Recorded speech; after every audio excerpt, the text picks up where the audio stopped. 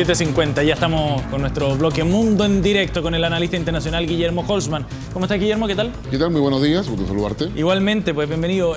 Hoy día comienza la CELAC, un nuevo encuentro de esta organización regional. Exactamente, la cuarta cumbre que se está realizando ya en Ecuador, en el ombligo del mundo, como se denomina, donde está la división entre lo que es la parte de los hemisferios dentro de lo que es la Tierra. Pero es ahí donde los presidentes van a tomar una serie de decisiones en torno a no solamente la pobreza, la desigualdad, que ya se anunció acá tempranamente en los titulares, en torno a lo que es la preocupación primero por la situación de la gobernabilidad democrática en América del Sur y en América Latina en general. La situación en Centroamérica no es de la más tranquila ni la más estable. La situación en Venezuela va a ser instalada también en la mesa, en la agenda de la discusión. Quizás no llegue a generarse un pronunciamiento en la resolución que van a firmar los presidentes. Está también el tema de la seguridad alimentaria, el tema del terrorismo, el tema financiero en la región. Es evidente que países como Venezuela, Ecuador y varios otros tienen problemas para poder acceder a créditos y ya se había aprobado en cumbres anteriores la creación de un Banco del Sur, que había sido una propuesta incluso de Venezuela. En esta perspectiva, entonces, hay un gran listado de temas que se van a ir abordando. La pregunta al final de todo este tipo de encuentros es si efectivamente la CELAC tiene algún rol que jugar realmente en apoyo a los países o si efectivamente este tipo de encuentros tiene algún sentido. Son 33 países que componen la CELAC, hay 22 jefes de Estado o jefes de gobierno que están presentes ahora en Ecuador. Y en esa perspectiva, las resoluciones que vayan a tomar más bien van a quedar concentradas en las buenas intenciones para poder disminuir la desigualdad, generar acciones para aumentar el crecimiento económico, coordinaciones energéticas que se vienen repitiendo hace 10 años a la fecha, pero que no todas, casi ninguna, para ser franco, ha llegado a buen puerto, y la ayuda financiera y política para poder establecer una acción mucho más coordinada dentro de todos estos países. Sin embargo, hay un tema que no está en la agenda oficial y que surge específicamente de una resolución de Naciones Unidas hace 2 días atrás, y que es donde el Consejo de Seguridad de Naciones Unidas ha establecido que efectivamente ellos van a tomar la responsabilidad, a petición de Colombia y de la FARC específicamente, de poder hacer la verificación de la implementación de un acuerdo de paz, de este tratado de paz entre la FARC y el gobierno de Colombia, que debiera firmarse el próximo 23 de marzo, que es la fecha límite que se tiene. Claro. Ahora, lo novedoso es que esta intervención de Naciones Unidas dentro del conflicto entre Colombia y la FARC no es una operación de paz, no está en el capítulo 6 ni el capítulo 7, sino que es una misión que encomienda directamente el Consejo de Seguridad y tiene algunas características. La primera es que solamente va a estar conformada por miembros de la CELAC. Es decir, Naciones Unidas reconoce a la CELAC y a los países miembros como un actor válido, quienes van a tener que definir a quiénes van a enviar. ¿Son funcionarios de la CELAC o pueden ser representantes de los gobiernos, por ejemplo, nombrados en...? Representantes de los gobiernos. Cada gobierno va a tener que definir cómo nombra y cómo designa a esos representantes conforme los requerimientos que normalmente tiene Naciones Unidas para este tipo de intervenciones. Lo segundo relevante es que este grupo de observadores son observadores desarmados, es decir, no van a ser de las Fuerzas Armadas, y la seguridad de ellos va a estar a cargo justamente del gobierno colombiano. Y eso obviamente genera, yo diría, cierta preocupación en virtud de que la situación de las FARC en Colombia, al menos se reconocen 8 frentes o 8 grupos donde está desplegada la FARC. Las FARC a su vez mantienen varios de esos grupos, si es que no todos, vínculos o nexos con el narcotráfico. En consecuencia, la implementación de la paz, que significa en la práctica que estos grupos se concentren en un solo lugar, que es la posición que tiene el gobierno de Colombia, para entregar las armas, claramente puede devenir en una acción de mucho mayor violencia, y quienes van a estar expuestos a todo ello van a ser justamente los países miembros de CELAC que han enviado observadores.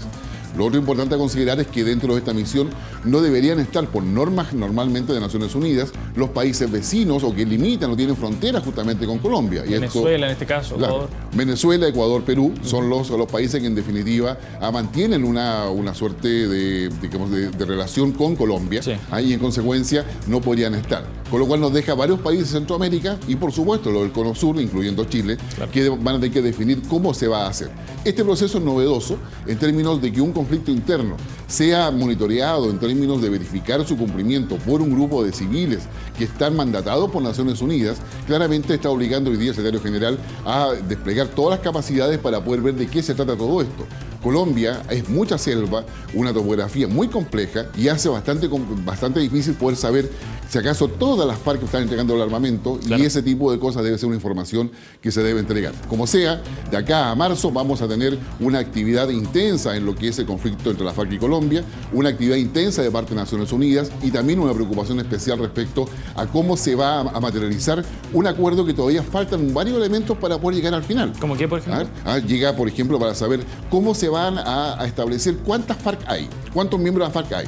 Hay algunos que hablan de 8.000, hay otros que hablan de 6.000, otros que hablan de 12.000. ¿Cuál es el listado? ¿Cómo se va a hacer realmente la inserción o la reinserción social de las FARC en la sociedad colombiana? Ya hay unos programas que están funcionando, hay una amnistía que ha dado el gobierno colombiano.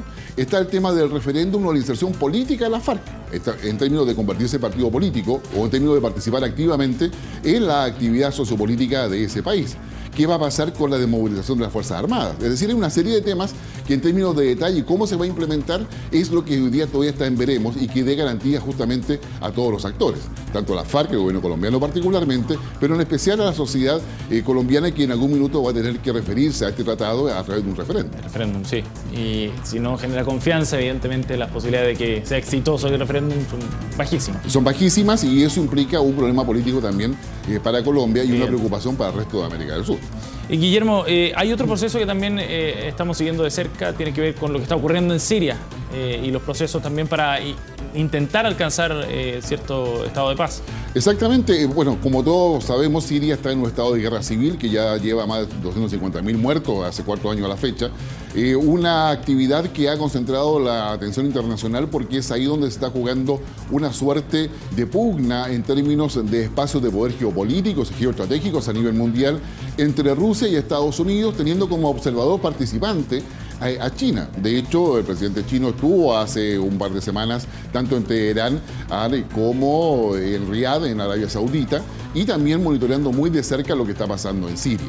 En esta perspectiva, este viernes debieran comenzar o están siendo convocados todos los actores para poder iniciar un proceso de negociación y diálogo para poder definir una transición política en Siria que permita, por una parte, disminuir la conflictividad, establecer un proceso de pacificación interna, pero también eso está marcado por el tema de ISIS, está marcado por el tema de Irán, Arabia Saudita, está marcado por el tema de Israel, está marcado por el interés de China de pasar por ahí hacia Europa. Sí.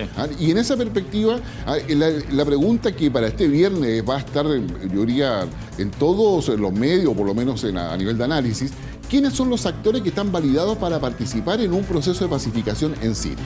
Es evidente que el Consejo de Seguridad de Naciones Unidas, particularmente sus miembros permanentes, sí tienen esa posibilidad y ese interés. Pero el papel de Rusia también tiene mucho que ver. Una de las preguntas tiene que ver con los kurdos. ¿Los kurdos debieran participar ahí? Considerando de que han sido importantes en la lucha contra ISIS, sí. Han sido importantes incluso dentro del mismo Siria, donde representan un poco más del 15% de la población, son relevantes para poder conseguir un equilibrio político en todo eso. Los rebeldes que están ahí son actores relevantes cuando han perdido ya una importancia sustantiva dentro de lo que es la lucha contra Bashar al-Assad. Bashar al-Assad ahora ha recuperado ciudades importantes con la cooperación de Rusia. Rusia, a su vez, mira a Estados Unidos como una posibilidad de un diálogo que vaya más allá de Siria y que tiene que ver con su situación respecto a Ucrania. Tiene que ver también con la idea de cómo se va a ir concentrando los elementos para que los distintos grupos, por una parte, se identifiquen adecuadamente y saber cuáles son los actores que efectivamente pueden cooperar a una paz que está bastante difícil de lograr en virtud no solamente de un Bashar al-Assad que está enquistado en el poder, sino que por la ausencia de alternativas, pensando que las mejores alternativas están fuera de Siria y sí. La idea de que vengan de fuera para poder establecer una paz al interior resulta ser bastante complicada o compleja y no se le ve una viabilidad. En consecuencia, la búsqueda es acuerdo a las potencias para buscar una alternativa dentro de Siria que sea una transición y que permita que Bashar al-Assad salga pacíficamente, pero que eso no sea de inmediato, sino que sea en virtud de una reconstrucción interna de una mayor capacidad institucional y política para darle sustentabilidad justamente a este proceso. Y de cierto proceso de reconciliación, si es que cabe esa palabra y si fuese posible, para darle viabilidad en el largo plazo también, ¿no? Exactamente, y eso significa el retorno de mucha gente que ha huido de Siria. Recordemos que hay cerca de 3 millones que ha sido desplazado y una buena cantidad ha llegado a Europa con todo el problema que hoy día conocemos. En consecuencia, hay una repatriación también de quienes han huido de este conflicto y de lo que está alrededor de todo hoy. Guillermo, gracias por haber venido esta mañana. No, gracias a ti, Sebastián. Muy buenos días. Buenos días. 8 en punto, nos vamos a la pausa, volvemos de inmediato mañana en directo en CNN Chile, no se vayan.